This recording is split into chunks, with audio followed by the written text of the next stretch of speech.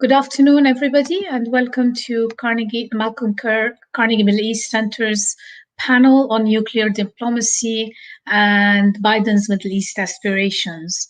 As you all know, the challenge of nuclear proliferation has been looming large both globally, but nowhere more so than the Middle East. Globally, 17 countries have launched a formal weapons program. 19 countries globally have produced a deliverable bomb, and 99 countries today possess nuclear arms. They're the same as they were 25 years ago, but there's still a concern with potential proliferation. In the Middle East, even though Iran's nuclear weapons program is the highest priority or is a high priority agenda for President Joe Biden's administration, other nuclear issues in the region and beyond abound. In recent years, Saudi Arabia and China have publicly announced several joint nuclear projects in Saudi Arabia, including one to extract uranium from seawater, with the stated goal of helping the KSA develop a nuclear energy program or become a uranium exporter. In August, the UAE became the first Arab country to open up a nuclear power plant, raising concerns about the long-term consequences of introducing more nuclear programs to the region. And Israel's significant nuclear stockpile is perhaps the most open secret around, if anything. My name is Maha Yahya. I'm the director of the Malcolm H. Kerr Carnegie Middle East Center. I'm joined today by a wonderful group of experts on nuclear non-proliferation in the region, as well as Iran's internal politics. I'm delighted to welcome my colleague, George Perkovich, who is the Ken Olivier and Angela Nomelini Chair and Vice President for Studies at the Carnegie Endowment, where he also oversees the nuclear policy program at the Carnegie Endowment for International Peace. I'm also delighted to welcome Laura Rockwood, who's the director of the Open Nuclear Network. The aim of the network is to reduce the risk that nuclear weapons are used in response to error, uncertainty, or misdirection, particularly in context of escalating conflict. This is from their website and a previous conversation with Laura. Finally, last but not least, I'm also delighted to welcome Alex Vatanka, who is the director of the Iran program and senior fellow at our sister think tank, the Middle East Institute in Washington.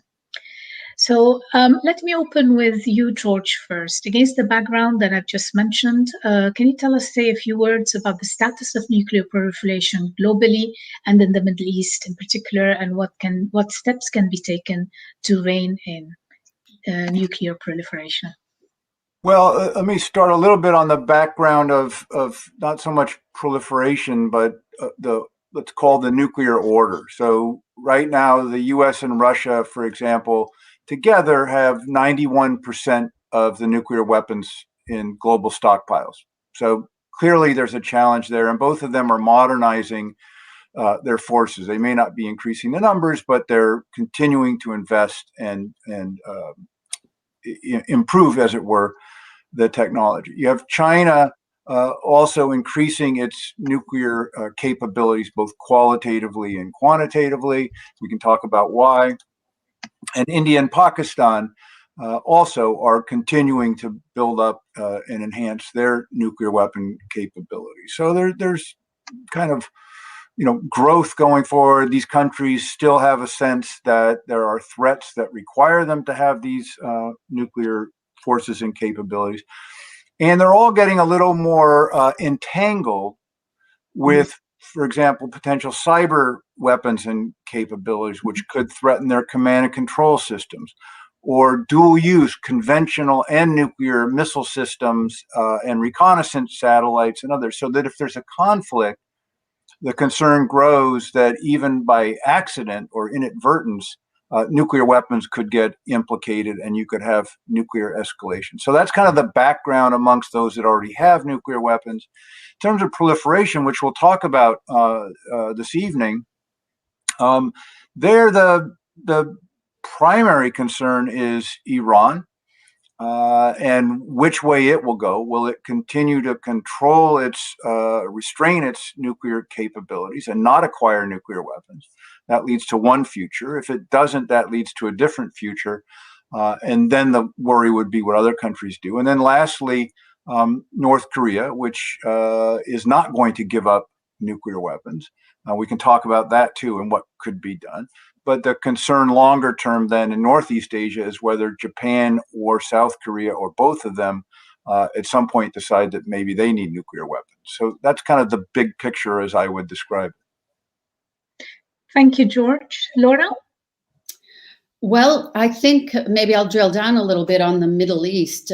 Currently, there's no fixed definition of what constitutes the Middle East, but the International Atomic Energy Agency uses the term members of the League of Arab States, Israel, and Iran. And that currently amounts to 24 countries.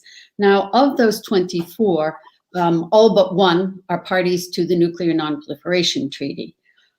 20 of them have in place their comprehensive safeguards agreements that are required by the NPT. But only 10 of the countries in the region have additional protocols to their comprehensive safeguards agreements, and an additional 3 have signed, among which, of course, is Iran, which has been implementing its additional protocol provisionally. So I think George has focused on 2 of the problem areas. What happens if things go badly wrong with the relationship with Iran, and how can the situation in North Korea be addressed? And the problem that President Biden has right now is how to balance the many demands on his priorities. In my view, Iran's a very high priority. I think North Korea is pretty far behind. Sorry, not too far behind. But in terms of Iran, both President Biden and President Rouhani have a very tough road to hoe between now and February 21st, when the Majlis has directed the president to stop implementing the additional protocol that Iran has in place.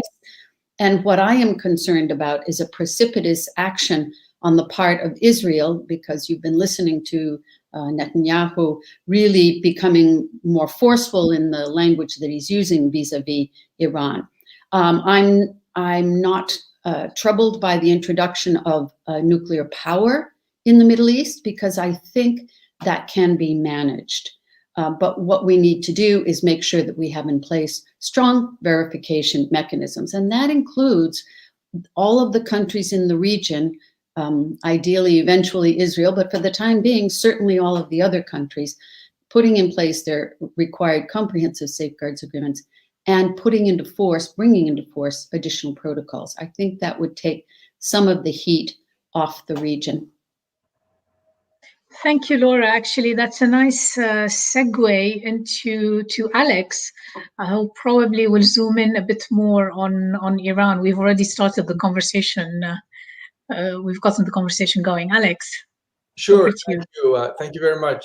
I follow the Iranian debate more than anything else, even though I live here in Washington, and I can't help but to come to the conclusion. And for me, it's a pretty clear conclusion that, and I don't think I'm going to surprise anyone by saying this, both the Biden administration and the Iranian regime wants a quick revival of the JCPOA of July of 2015.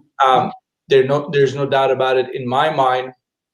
And I think, Laura just mentioned the Majlis and other Iranian actions in recent weeks have spoken to Iran's ability to increase the temperatures, if you will.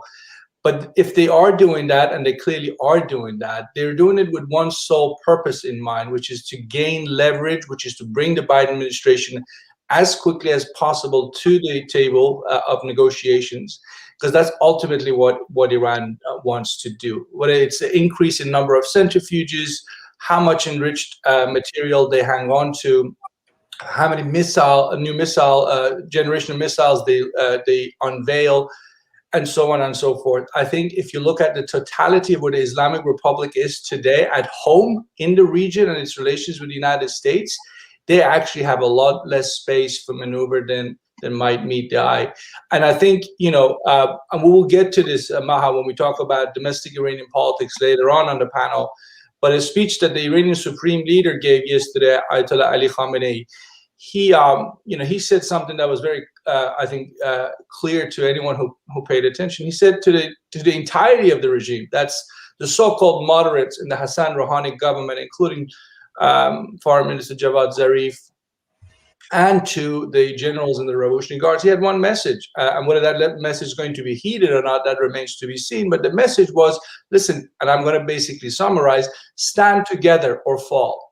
So the notion that the nuclear issue is going to be, one that's going to be purely about domestic politics in Tehran, I don't know if they can afford that. And I don't think Khamenei would allow that to happen if he has anything to say about it.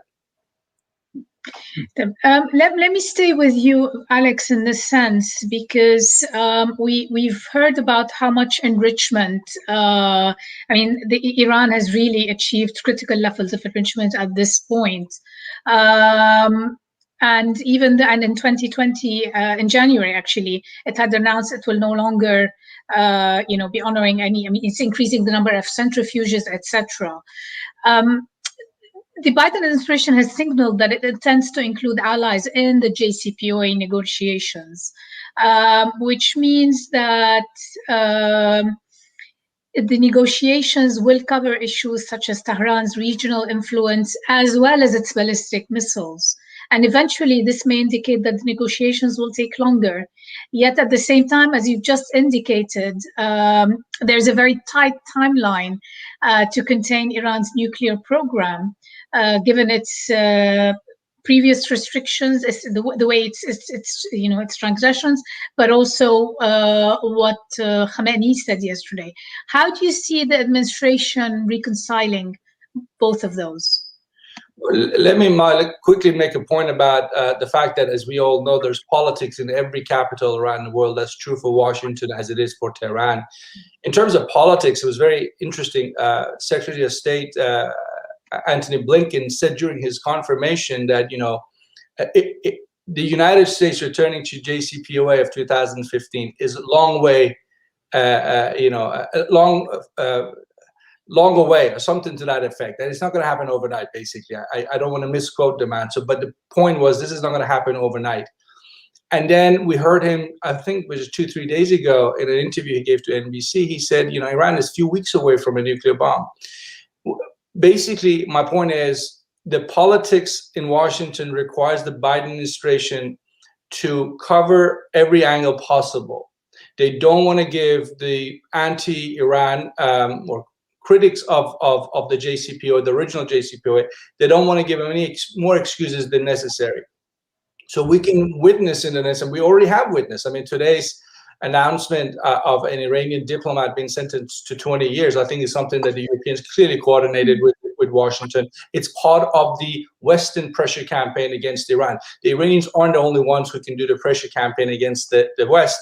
Now, the Biden administration and the Europeans, with Trump being gone, can go back and play good cop, bad cop, or whatever, pull the resources together. But ultimately, both what Europe and the US wants is to go back and talk to the Iranians and see if they can get a deal. I think, in terms of timing, frankly, I think the Iranians have less time, and I kind of hinted at that in my earlier remarks. Ayatollah Khamenei will not be up for election in June of 2021. So the Revolutionary Guards and everybody else might think about the elections in Iran as that sort of pivotal moment, whether you have the negotiations after those elections when Rouhani is gone or before. But the reality is the Iranian economy is in such a dire straits that to take 6 months and delay possible sanctions relief that you can have tomorrow, wait for 6 months, that's a big risk for a regime that is literally sitting on a powder keg with a population of 85 million that is restless. So I think, it sounds all very good when they say we're not going to come back to the deal unless the United States comes back to the deal first. But in reality, they have a lot less room to maneuver. But let me also say this, and I'll stop there. If the United States and the West really want to go back and revive what's left of JCPOA, the best scenario, and I'd love to hear what George and Laura have to say about it and your good self, is to go back and do some kind of a temporary agreement of sorts, revive as much as possible of the JCPOA, with the understanding that you are going to broaden the conversation the day after. And I think the Iranians learned a lesson from the last 5 years. Just because the United States signs an agreement, for good or bad, doesn't mean the United States doesn't have the unilateral power to squeeze Iran economically, the way the Trump administration proved that it can do, going outside the United Nations and everything else. Just telling companies and countries stay out of Iran did the trick. The Iranians learned that lesson. So they know that just going back to JCPOA in itself is not going to help fix their economy. It's going to be a quick fix. They might risk you a few billions of dollars sitting in Asian banks in Korea, India, and so on, but that's not a long-term solution. So in other words, it's in the interest of Iran to want to have new rounds of talks that are broader and not just limited to the nuclear issue. At the same time, the United States has to be careful to give them a way out without humiliating them, basically, a safe face-saving option, so they can come back and say they prevailed, Trump lost, but we're happy to talk to Biden and his team.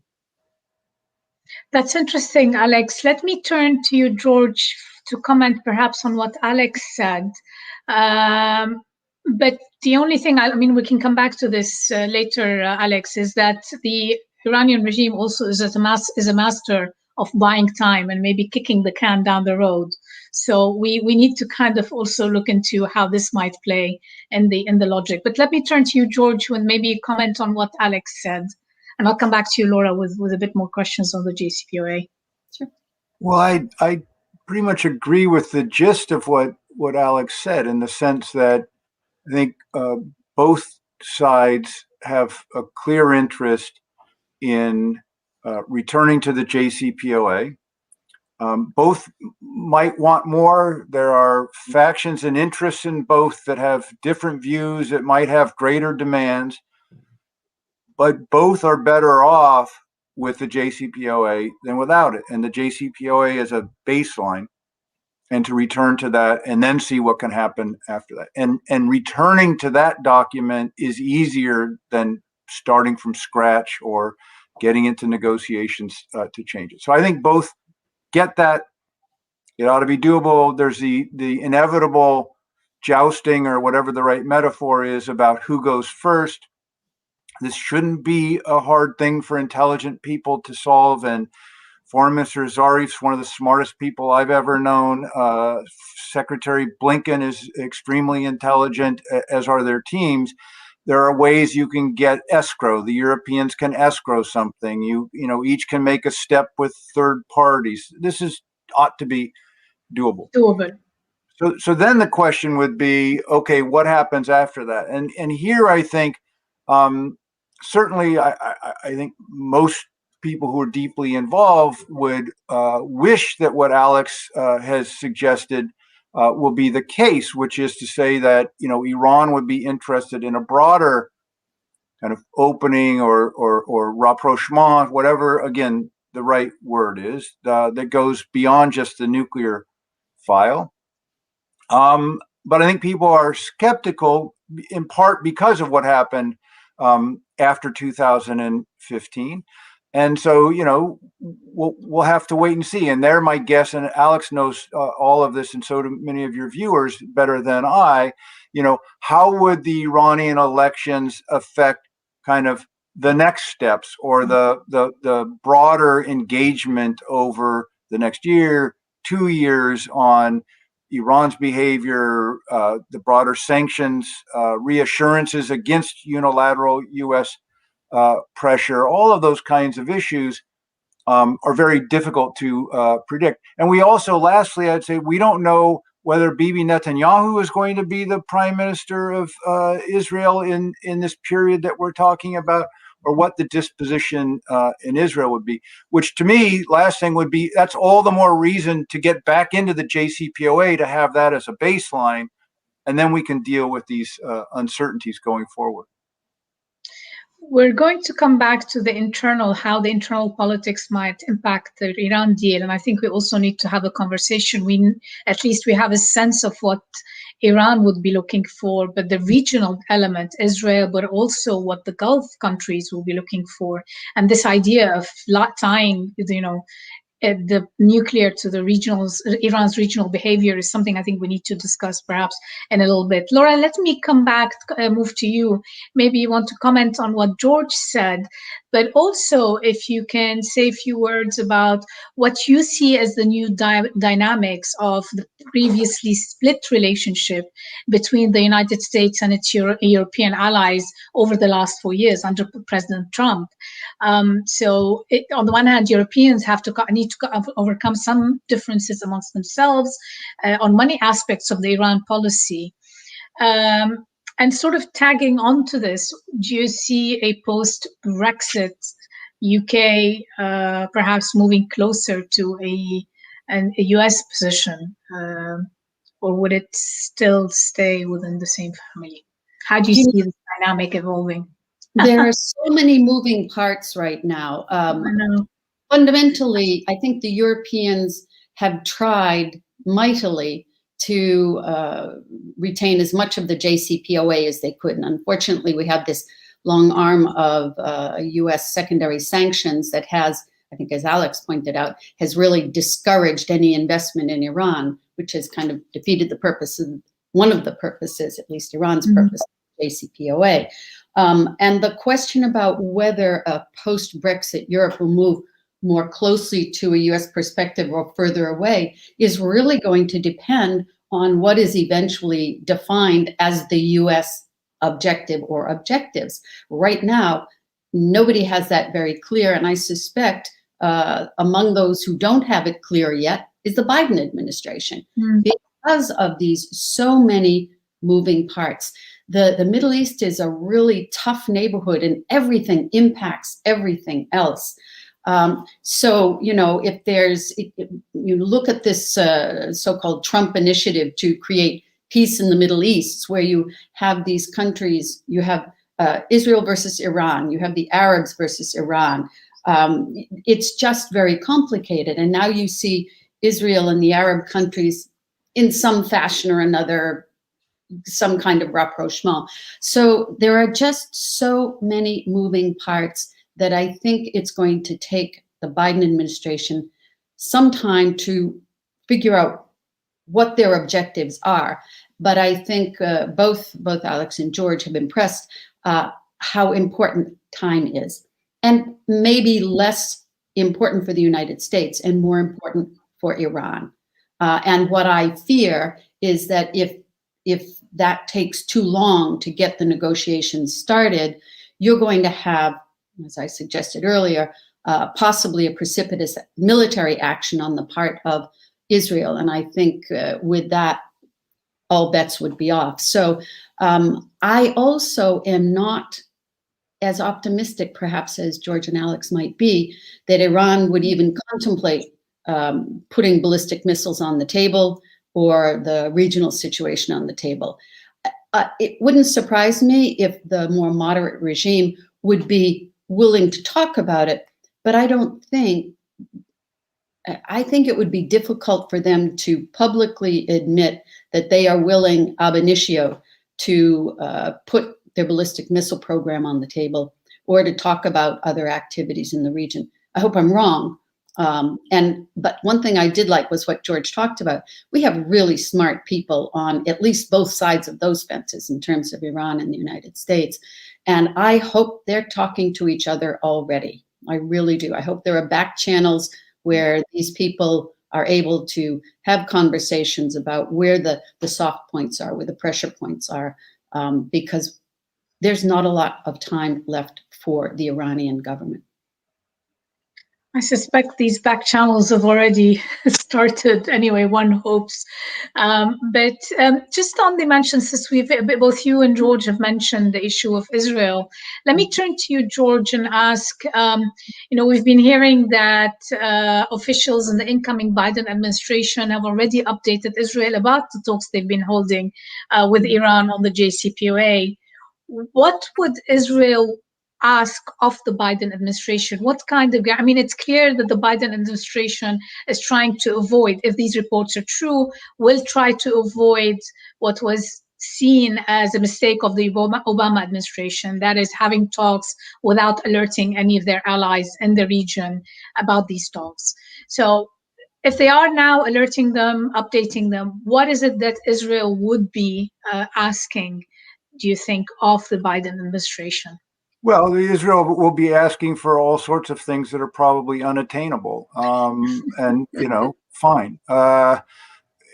And I think the U.S. should listen and then do what's attainable. In other words, it's unclear, for example, and you see this in Washington. There's a faction in Washington that has a Likud view as well, which is that the nuclear issue, while important, is nowhere near sufficient, and also, changing Iran's behavior actually isn't really sufficient unless it's changed in 12 ways that make for a total personality transplant and government transplant. In other words, they want regime change. They want a different Iran. They don't say what that would look like. They don't offer a theory of how that would all of a sudden be friendly towards Israel, or that it would give up nuclear technology. There's no kind of answer to that. And it hasn't been clear what Bibi wants from the very beginning, so accept everything. And so that's not going to be possible. So I think, they'll listen, and then the issue will be, okay, what can you get now? And to be wary, to understand the proper Israeli concerns about the limitations of the JCPOA, the areas in which it didn't get everything that you would want. Well, fine. So can you build upon that? Concerns about missiles, that'll all be heard, but I don't think that the U.S. can somehow magically satisfy what Israel wants, because Bibi's going to want fundamentally Iran to go away, and that's just not one of the options. Alex, on this note, let me turn to you and maybe talk a little bit more about the internal politics within the U.S. I mean, you've written about the integral role of the Iran of the Revolutionary Guards. To what extent is the nuclear program tied to the IRGC, so that moving away from the JCPOA to widen the scope of any agreement with Tehran could constitute a red line for the IRGC and make, therefore, progress all the more unlikely. And then more immediately, you've already started addressing this, which is how the June presidential elections could impact negotiations. Let me start with the latter part of the second point you just raised, and I'll come back to the former question. I mean, look, I don't want to say Iranian elections are entirely pointless, but it's really important for all of us to remember this, recall, because we all know this. Candidates who run for office in Iran are pre-approved by the office of the Supreme Leader, right? So no candidate is going to come from the street and say, I have great ideas, let me run, I'll win. Every single candidate will be pre-approved. Not only the person will be approved, their agenda has to be approved by the Guardian Council. So you have, in a sense here, a wonderful show for people, but it is what it is. It's a show. It's a political show. It's Ayatollah Khamenei for 30 years, giving the world something to look forward to, I guess, every 4 years with these elections. Iranian people know that when it comes to key policy matters, there is continuity, because the Supreme Leader's office is there and has been occupied by one individual named Ali Khamenei since 1989. And that continuity is going to stay there more or less till he leaves this world. So I think I just would be careful in terms of putting too much in the elections in Iran, whether majlis or presidential.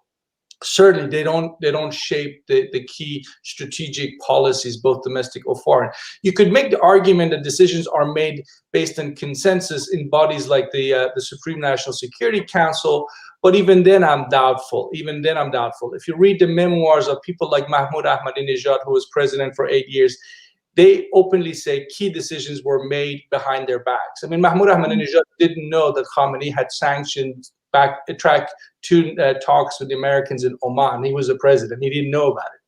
So don't forget that there are key individuals who shape the picture on the Iranian side more than anyone else, and elections are not going to make that much of a difference. What does make a difference are the pressures that are hurting the entire regime. And I mentioned the economic pressures they're under. I mean, this last few years, you've had sanctions and the double whammy with the pandemic. And, you know, corruption is now, because of ways they have to go around evading sanctions. You have now institutional corruption inside the Islamic Republic, bringing officials in. The image of the regime has never been this low, and it doesn't really make concessions to the people. I mean, it's not like the Iranian regime is softening its grip on Iranian people in terms of how they go about their lives. It is actually doing the opposite, because it has always believed that you approach your challenges from a position of strength. But Maha, you asked about the Revolutionary Guards. Look, these folks, the first generation Revolutionary Guards, are now men in their early to mid 60s. They were young men when they joined the ranks of the Revolutionary Guards in 1980, when they went to fight Saddam Hussein. They have been in this business for 40 years, and they are not going to leave the scene and get some, you know, Western educated Javad Zarif type to come in and get all the spoils of an Iranian economy that, if it left to its own potential, would be a very healthy, if not a rich economy. So they want to be players going forward. But are they making calculations that are different today than that was the case in 2015? I think we're seeing signs of that. You know, if you look at it, let's just go back to the June elections. Every single prominent individual who's put their name out to be a candidate is associated with the Revolutionary Guards. Everyone. There's not a single one that is not from the ranks of the Revolutionary Guards or associated with them one way or another. In other words, I think basically the next elections in Iran is a competition among hardliners, mostly coming from the Revolutionary Guard circles. And the question then is, what are they fighting about? And one individual I can point to just as an example, who happened to be an oil minister for Mahmoud Ahmadinejad in his second cabinet, his name is Rostam Qasemi. He was oil minister, and he just put his name out this week to be a candidate. And the message he came out with, which was very interesting to me, at least as an Iran watcher, was there are people who think we can be an island to ourselves, that diplomacy is a waste of time. And then he made the point, diplomacy equals jobs. Job security is our job security. In other words, they are seeing and openly admitting that unless they have new messages and new proposal, alternative ways of living for the Iranian people, that their militant Islamist approach at home and in the region is just simply going to be a risky proposition in terms of whether they can continue and exist or not, particularly as there's less money to go around. So I do want to point that out, Maha, because people in Washington often don't want to talk about the black box that is Iranian politics. It's too convoluted, who cares? But it does matter. And paying attention does matter. And if the Biden administration, I'm not going to advocate for or against it, but if they decided to go for diplomacy, and frankly, maximum pressure didn't work, so that's really the only game in town at this point. If they want to do it that way, one, they're accepting that there is this thing called the Islamic Republic, and if it's going to come down, it's going to be the Iranian people who are going to bring it down. And the way to bring it down is not through anything like the maximum pressure campaign. And then, secondly, how do you give something to key stakeholders like the Revolutionary Guards, particularly the second generation, younger Revolutionary Guards, who see themselves wanting to stay in power, have access to economic riches for years to come, the way their dads did? How do you keep them involved? Because the alternative message for them is what happened in Iraq or elsewhere, where they get wiped out, you're going to get all thrown out, and a new regime will come in, and you have nothing to show for it. How do you basically try and bring them on board and convince them that the country has to go in a different direction on key policy matters, including the nuclear issue, in terms of the region and so on? And I think that's one of the biggest, if not the biggest, challenge for the Biden administration, if they even have the clout to go there. This is a president who's got plenty to do at home in the United States. How much capacity he has to do that sort of thing remains to be seen. Well, I mean, this is, you've kind of touched on a key issue I wanted to bring up, which is maybe I'll come back to you, George, with this. Given that President Biden is going to be very preoccupied with domestic issues, to what extent do you think they might not subcontract, but try and get either Europe, a country like France, to play a bigger role? And we've seen what seems to be a French-American rapprochement on a number of issues, including Lebanon, actually. So to what extent can a country like France perhaps play a bigger role in spearheading a return to the nuclear file? And also, to what extent would then countries in the region, I mean, they're not going to sit on the sidelines either. So we come back to the problem of, do we just firewall the nuclear file and work with that and then look at other issues, or do we need to look at parallel tracks happening at the same time, which is something that Jake Sullivan, our former colleague, had actually put out in an op-ed as a potential way to go before he became National Security Advisor. Well, Ma, I think the French government people who work on these issues are exceptionally talented. They're absolutely first rate. And all along have been deeply engaged on these issues. And I'm sure that the Biden team respects them enormously, and they will coordinate and welcome France's role in all this. At the same time, I think now, as before, what French officials and others will find is the Iranians will say, well, what about the Americans? You're telling me this, you're here. Where are the Americans? What's their position? So, fundamentally, there's a limit on how much French diplomats can do, because the Iranians, the problem they have mostly is with the U.S. And so the question will be, where's the U.S.? So I think you do both. With the Gulf, or let's primarily say, Saudis and the UAE, I think you're right to point out what Jake Sullivan had said, in part because it makes sense. Again, the idea is everything that you would want to work on will be more difficult if there's no nuclear agreement. All right. So get a nuclear agreement, which has already been negotiated. If you get people back into it, and then put a process in place, to figure out how to adjust it or whatever, but that can be on a track. Once you've done that, you can have other tracks that deal with the regional security issues. I don't see them, they'll talk about human rights. There's not going to be a serious discussion about human rights as much as Iran would actually do itself some good by releasing the Namazis, among others. There's no reason for them to be in jail. They would get some goodwill for doing it, but that's an internal issue in Iran. The missile issue, and I agree with Alex, Iran's not going to, and Laura, the question about, putting their missile program on the table, I don't think that's the idea. I think there could be, again, separate expert level discussions about ranges, missile ranges, about Iran wanting a space launch program, which is a legitimate thing to be launching satellites. Great. We can respect and acknowledge that and even work with that.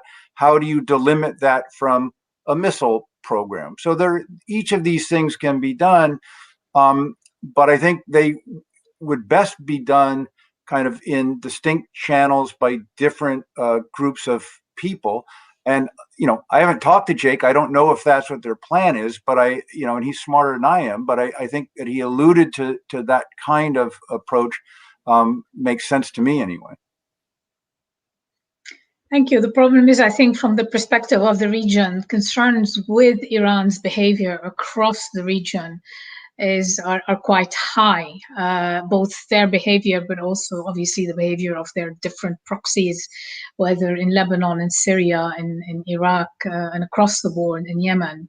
So there is significant concern on that front. But we'll see how things develop. Laura, let me turn to you in this particular case. Considering your particular experience in this domain, if a new deal is indeed struck with Iran, how can the international community realistically verify that the country's nuclear program is peaceful? That's a real easy question to answer, Maha. You just It's been done before. No, I mean, I don't mean to be cavalier about it. The IAEA has been verifying the peaceful nature of nuclear programs for, well, since 1970, since we put in place comprehensive safeguards agreements. And with the additional protocol, it becomes even more effective to provide those kinds of assurances. So I hesitate to suggest that even without the JCPOA, if Iran were to continue to implement its comprehensive safeguards agreement and its additional protocol, we would still be better off than we were before the JCPOA. What the JCPOA would give us, if we could go back to full compliance with it, is some additional verification measures that aren't routine practice under routine safeguards, if you will. But it's the IAEA's bread and butter, and it can do it. And if it has the additional measures given to it, again, by the JCPOA, it makes the confidence level in the assurances that the agency gives even higher. And frankly speaking, I think that's in Iran's interest. Now, it's not as simple as that. But the higher the confidence level with which the agency can draw conclusions about the peaceful nature of Iran's program, the better. Now, mind you, they are still in the process of trying to verify whether Iran has declared everything. That's not a short process in any country, and particularly not in a country that has extensive nuclear fuel cycle activities. It's still underway. The more transparent, the more access Iran gives, the easier it will be eventually for the IAEA to draw what you will have heard described as the broader conclusion, meaning that all nuclear material in Iran has been declared and placed under safeguards. So it's a long road in any country, but when you have this deficit of trust, it's even harder. But it is what the agency does. It is what the IAEA actually does. So, and in terms of the work you're doing as part of the network, is there anything you're doing with regards to the potential of nuclear proliferation and a conflict that is in a region that is teetering on the verge of conflict all the time? Well, it's interesting. Open Nuclear Network it's neither pro-disarmament nor pro-deterrence. It's really designed for conflict de-escalation, particularly among countries where if the conflict gets out of hand, nuclear weapons could be used by accident. I firmly believe that the greater risk of the use of nuclear weapons is going to be by accident rather than as a tool of state-to-state war. And we are initially focusing on the Korean Peninsula, which has its own set of issues. But if we are able to prove that we can add value there in terms of conflict de-escalation, I think the Middle East would be an obvious next place to turn. So the idea is making more information available that is not biased, that is factually based. And you put that into the hands of decision makers independently of what their intelligence communities can do. We don't compete with an intelligence community. But to be able to give them mechanisms for talking with their adversaries, and even sometimes within their own governments, that isn't based on classified information or sources. So that's what we're trying to do. And hopefully if it works in the Korean Peninsula, we'd be able to put some weight behind the Middle East conflict as well. Thank you for asking. No, thank you. Alex, let me turn to you and ask, do you think that Iran could be the first step for a wider non-proliferation effort in the region? And I'll ask George to answer the same question as well. George and Laura are the experts to ask on the issue of non-proliferation. But I can tell you, when I look at it, again, as an Iran watcher, but not an expert in the field of nuclear proliferation, the thing that stands out for me, for example, is I believe Tehran, going back to early 70s when the Shah was around, has been asking for a nuclear weapons-free Middle East for a long time. So that's not a new policy. But from a practical point of view, you could see in a best case scenario situation. Let's just say, Maha, because we talked about it, George and Laura talked about it too, and you referred to it. The missiles issue. Jawad Zarif said, I think it was with Christina Amanpour, that we could potentially talk about the missiles, but then we also have to talk about the flow of American arms going to the other side of the Persian Gulf.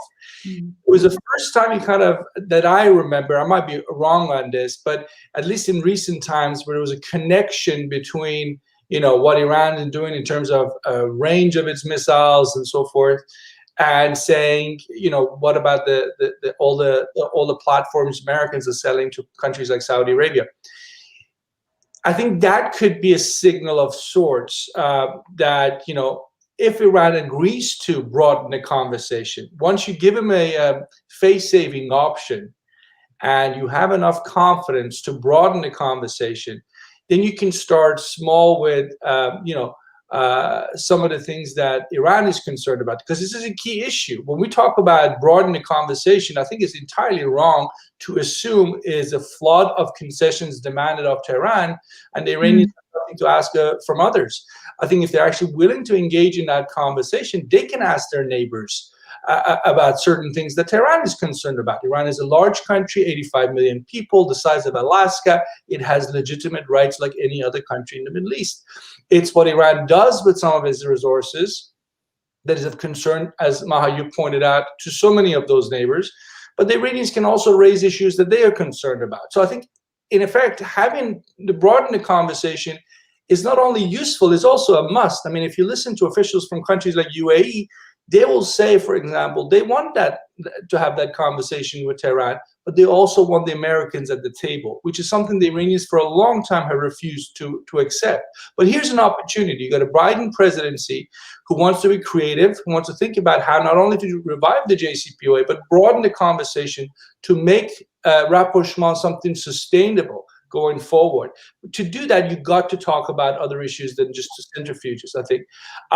But I mean, final point I make, when it comes to the region as a whole, and I'm not going to defend the Israeli nuclear program, but Iran cannot ask for an initiative aimed at weapons-free Middle East when Iran is the country that doesn't recognize a member state in the Middle East, namely Israel, as a fellow UN member.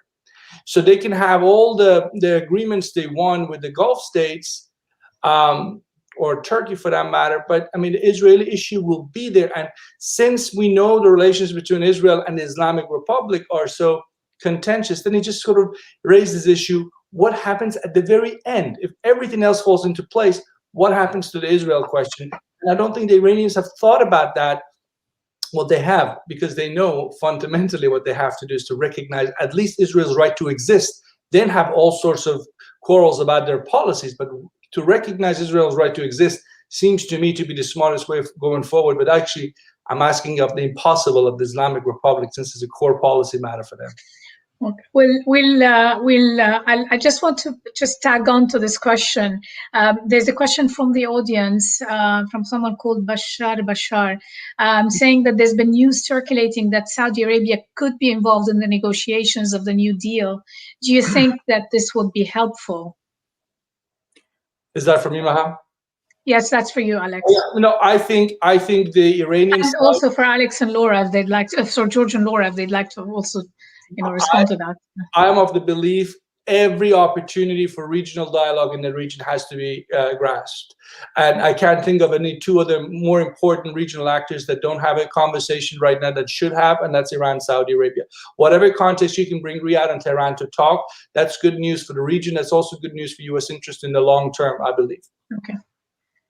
Laura, would you like to take any of these questions or say anything about no? Okay. No, I'm happy to take more questions. I think Alex has summed up the importance of Saudi Arabia engaging as well. So, Maha, can I pick up on something that Alex said? I think he said a lot of things that are important and vital, including the question about Iran's recognizing Israel's existence, which I think is vital. But if you take the wish list that Israel has had and that others have, and that the kind of extreme right in the U.S. Has about all the issues that Iran should put on the table, and that the Emiratis and the Saudis do about missiles and everything else. I mean, the obvious Iranian move is, if you ever have that discussion, is to say, all right, are Israeli missiles on the table? Mm-hmm. Is anything that you're going to ask us to do going to be asked of Israel? It's in the region. All right. You want to talk about nuclear weapons? Well, the only country that has them is over there. So is Israel putting its nuclear weapons on the discussion agenda? The answer is going to be no.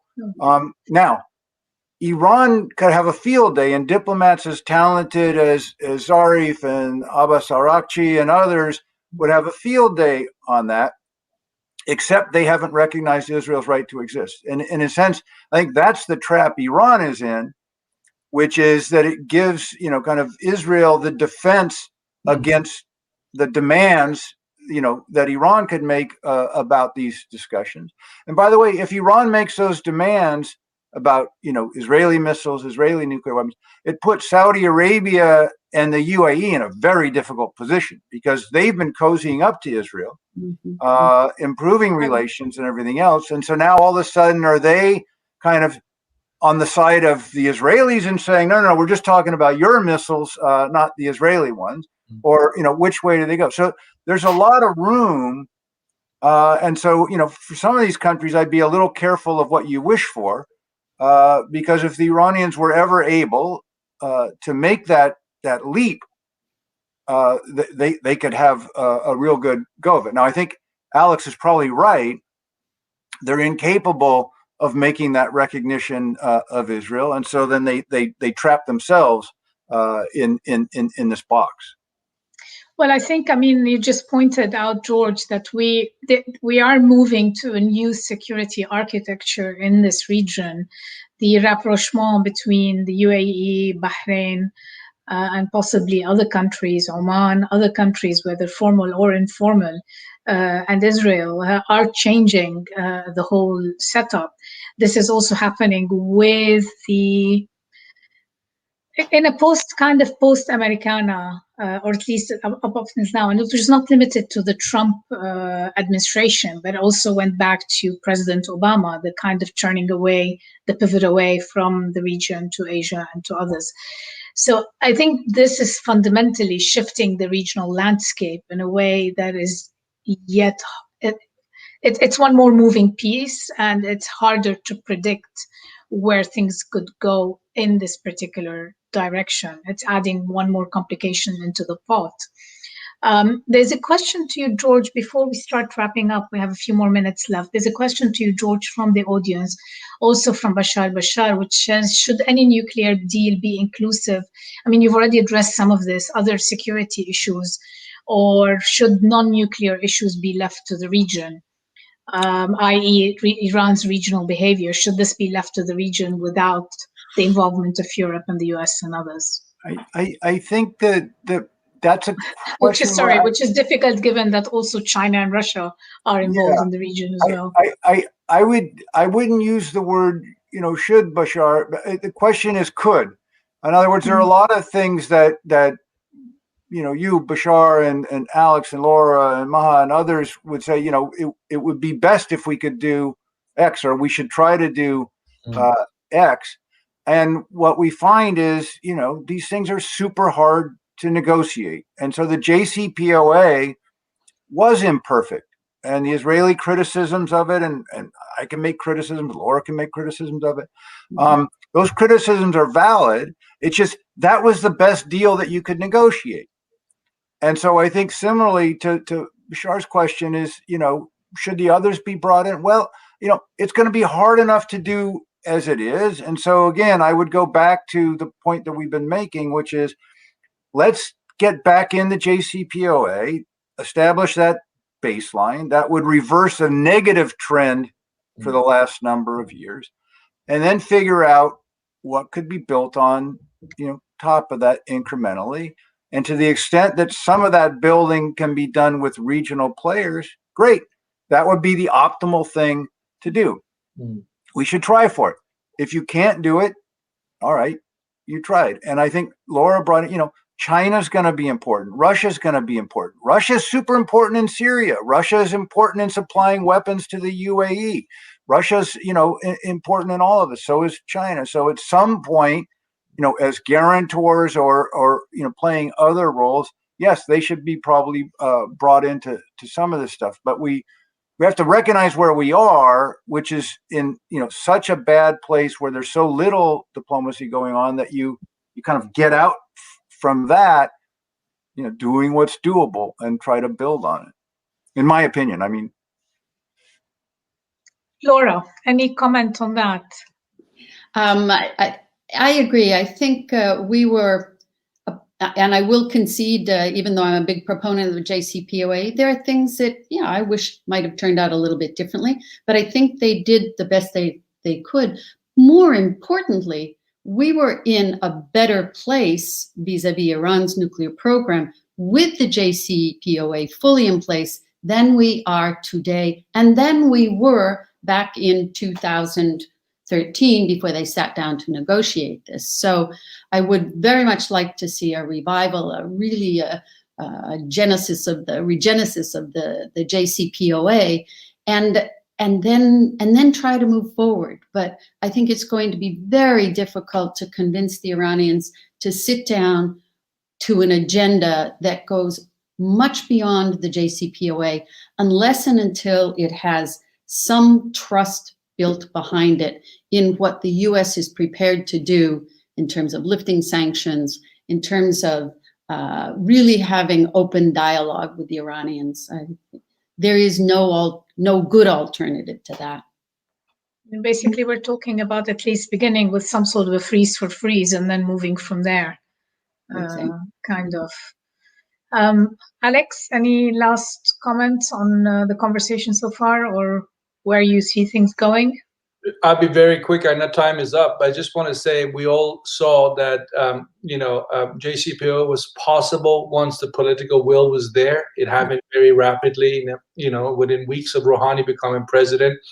But what Rouhani probably already knew quietly was that the supreme leader had made the decision before he was elected president. So, in other words, some of these events that are coming up could be moments to provide pretext, I should say. So people's political pride will not be hurt or undermined, and yet they can make some big shifts in policies going forward. That's my hope. But final point, Maha, what is clear to anybody who watched the last 5 years is JCPOA alone wasn't going to bring Iran back from the cold. And I think that is now recognized in Tehran, which, we can talk as much as we want about maximum pressure campaign and what other countries in the region are doing. I agree with Laura and George. Iran is not the only country that's pursuing an agenda. Other countries are as well. So it requires that bigger conversation. But for whatever it's worth, the Iranian regime, the Islamic Republic, has since 1979 managed spectacularly to unite the region against itself in so many ways. That is its problem. That's not Washington's problem. So I'll just end there. I remember, Banta, if I may, just real quickly, a few years ago in the NPT review conference, where when it came down to defending Iran, as part of the G77 and throwing it under the bus because they could get Israel named in the decision, there was no question. The GCC, the Arab groups, just went right ahead and threw Iran under the bus. So it'll be interesting to see how that dynamic develops, given the last year of diplomacy that happened between the US and some of the GCC countries. I think it's only going to become more acrimonious at this point, at least in the short term, especially with the way tensions are piling up. Everybody's ramping up for the negotiations in the region. We haven't seen any opening so far, whether it's if you look at the regional stages where this confrontation is happening, whether it's Iraq, whether it's Syria, whether it's Lebanon, whether it's Yemen, the tensions have been ramping up systematically in every single one country. George, let me end with you, perhaps. perhaps the last comment about the status of non-proliferation and whether, deal with Iran. You've written a lot about non-proliferation and the potential for that. So maybe some last comments on this issue. Yeah, I think if Iran appears less and less likely to acquire nuclear weapons, then I don't think you're going to see Saudi Arabia able to make steps to acquire nuclear weapons. I don't think you'll see Turkey do that either. The UAE won't either, but it's more complicated for them anyway. In other words, if Iran is looking positive, then we're not going to have nuclear weapons proliferation in the Middle East. And if we don't have nuclear weapons proliferation in the Middle East, then I think in general, the global regime will be much stronger and the world will be a much more secure place. I think the opposite is true too. Then it gets more complicated and we're more likely to have some wars, because I don't think if Iran's acquiring nuclear weapons, Saudi Arabia is going to get them without explosions, or, Turkey would get them without big confrontations and sanctions and so forth. So I think the region would become much more dangerous if Iran moves forward. Well, on this happy note, I sincerely want to thank you, George, Laura, and Alex, for a very enlightening conversation. I'm hoping we can continue this conversation both online again, perhaps in a follow-up to this discussion, or offline. But please, thank you very much for joining me today and shedding light on this incredibly important issue, at least for this region. Thank you. My pleasure.